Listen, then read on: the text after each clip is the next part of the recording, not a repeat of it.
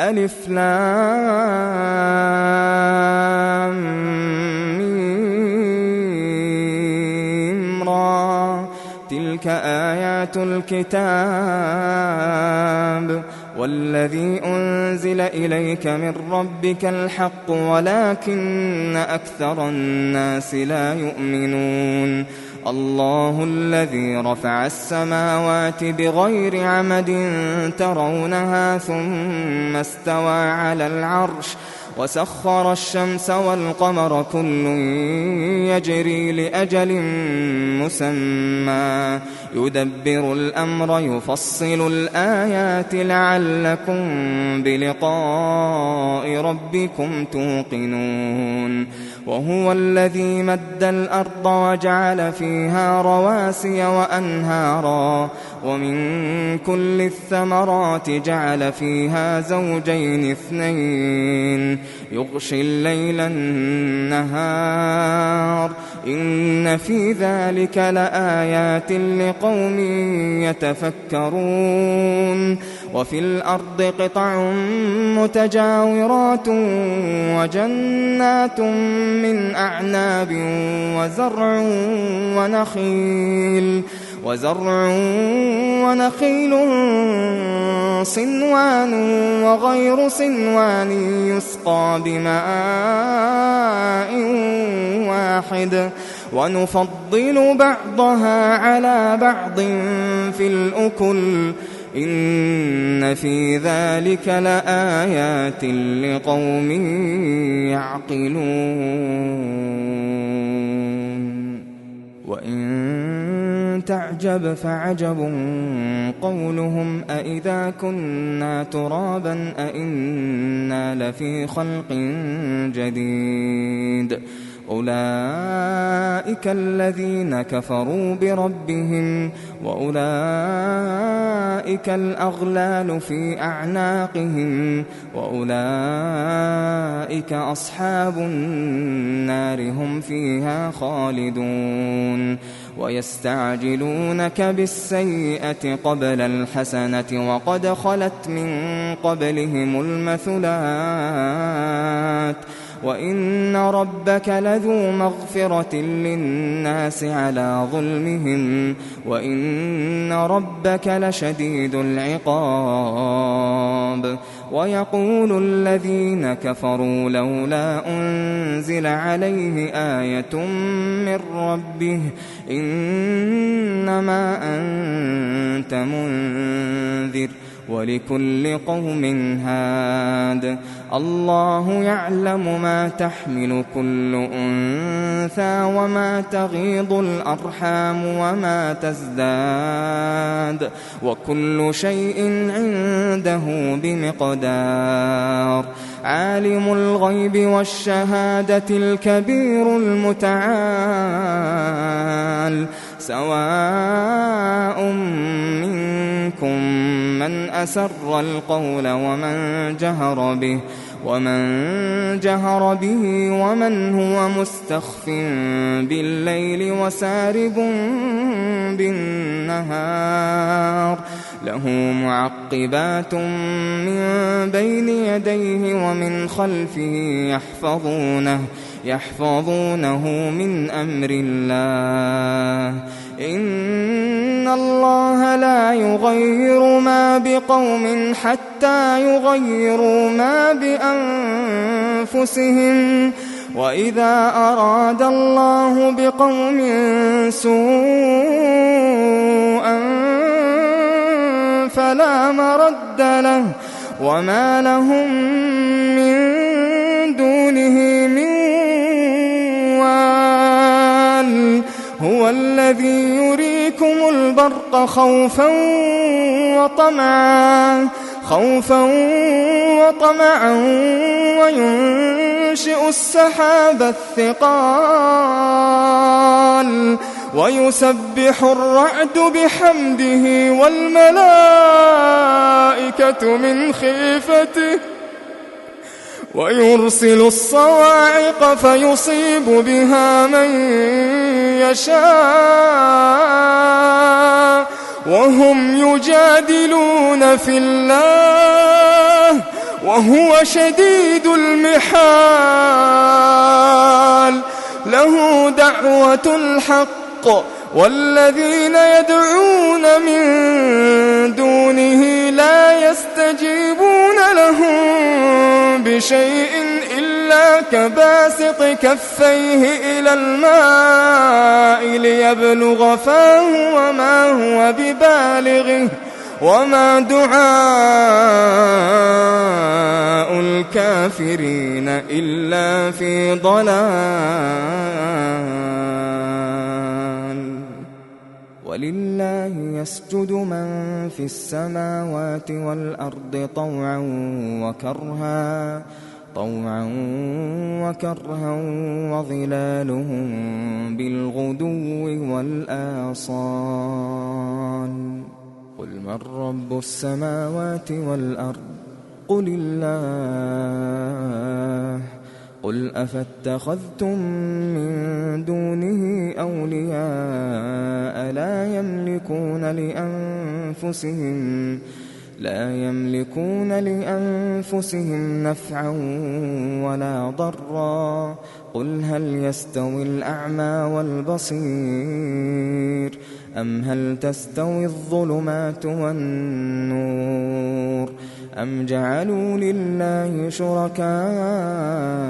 خلقوا كخلقه فتشابه الخلق عليهم. قل الله خالق كل شيء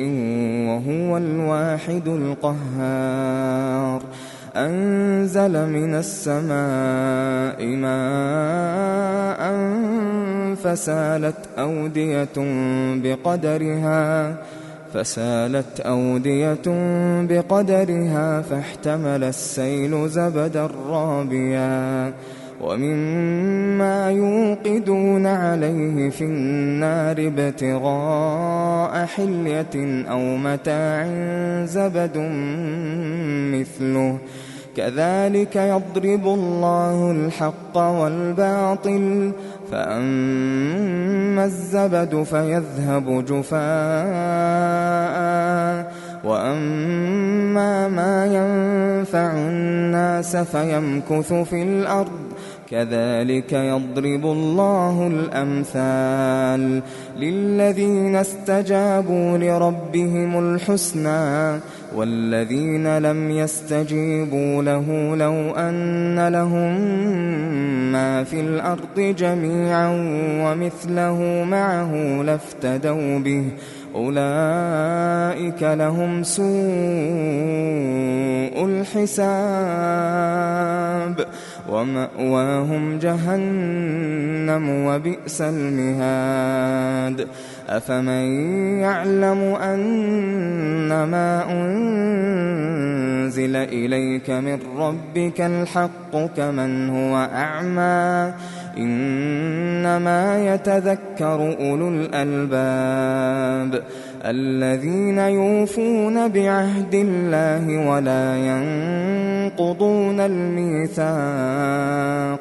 والذين يصلون ما أمر الله به أن يوصل ويخشون ربهم ويخافون سوء الحساب والذين صبروا ابتغاء وجه ربهم وأقاموا الصلاة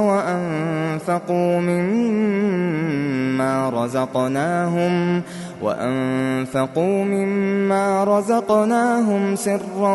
وعلانية ويدرؤون بالحسنة السيئة أولئك لهم عقبى الدار جنات عدن يدخلونها ومن صلح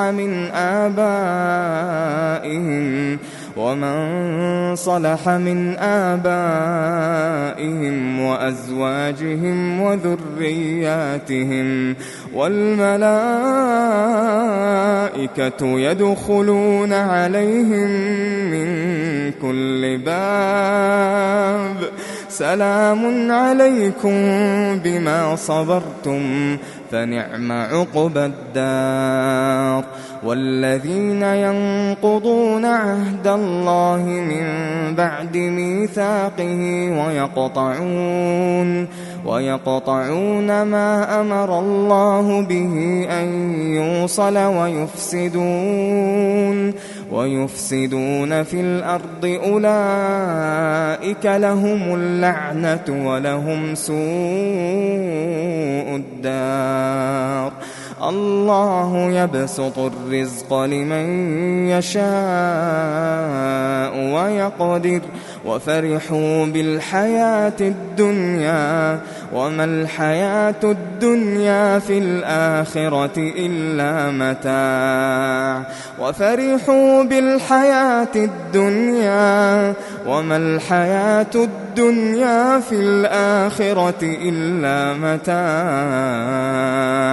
ويقول الذين كفروا لولا أنزل عليه آية من ربه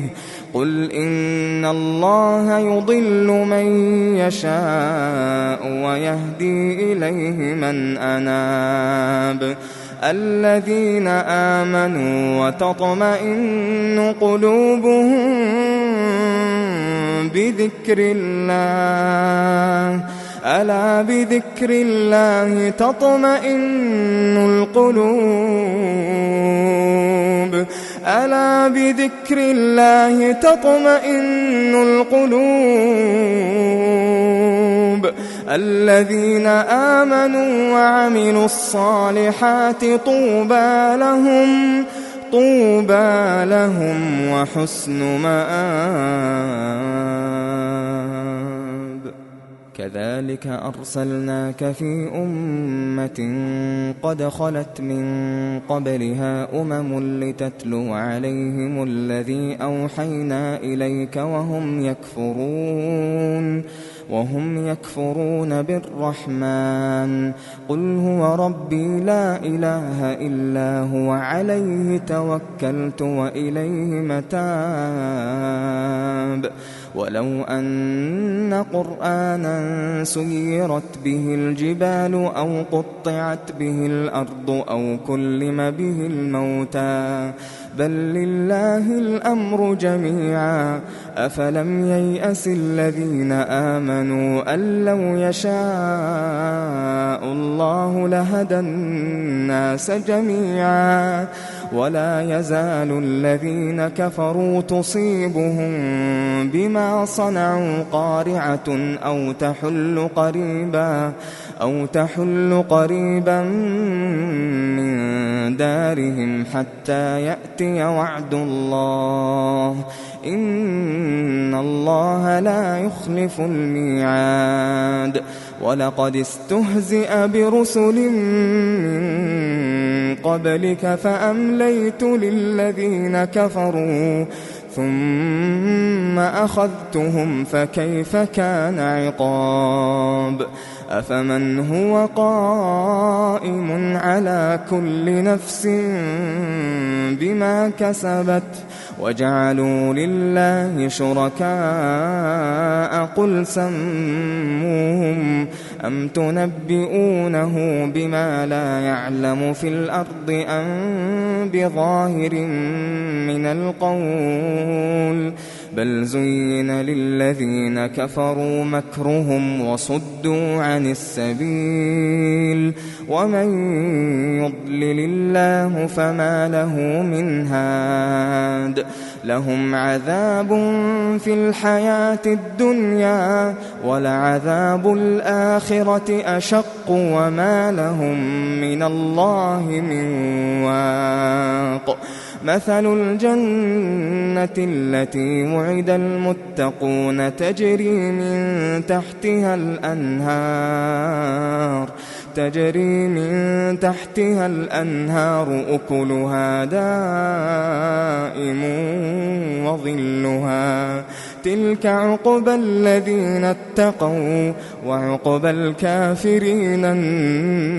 النار. والذين آتيناهم الكتاب يفرحون بما أنزل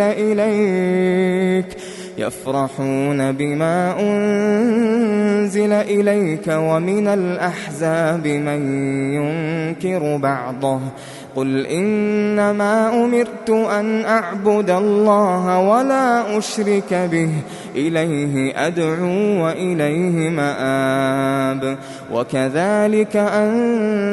أنزلناه حكما عربيا ولئن اتبعت أهواءهم بعدما جاءك من العلم ما لك من الله من ولي ولا واق ولقد أرسلنا رسلا من قبلك وجعلنا لهم أزواجا وذرية وما كان لرسول أن يأتي بآية إلا بإذن الله لكل أجل كتاب يمحو الله ما يشاء ويثبت وعنده أم الكتاب وإما نرينك بعض الذي نعدهم أو نتوفينك فإنما عليك البلاغ وعلينا الحساب أولم يروا أنا نأتي الأرض ننقصها من أطرافها والله يحكم لا معقب لحكمه وهو سريع الحساب وقد مكر الذين من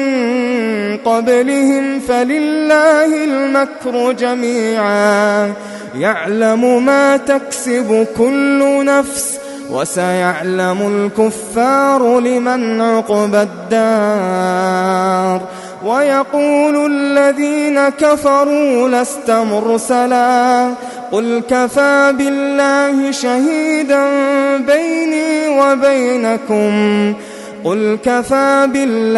شهيدا بيني وبينكم ومن عنده علم الكتاب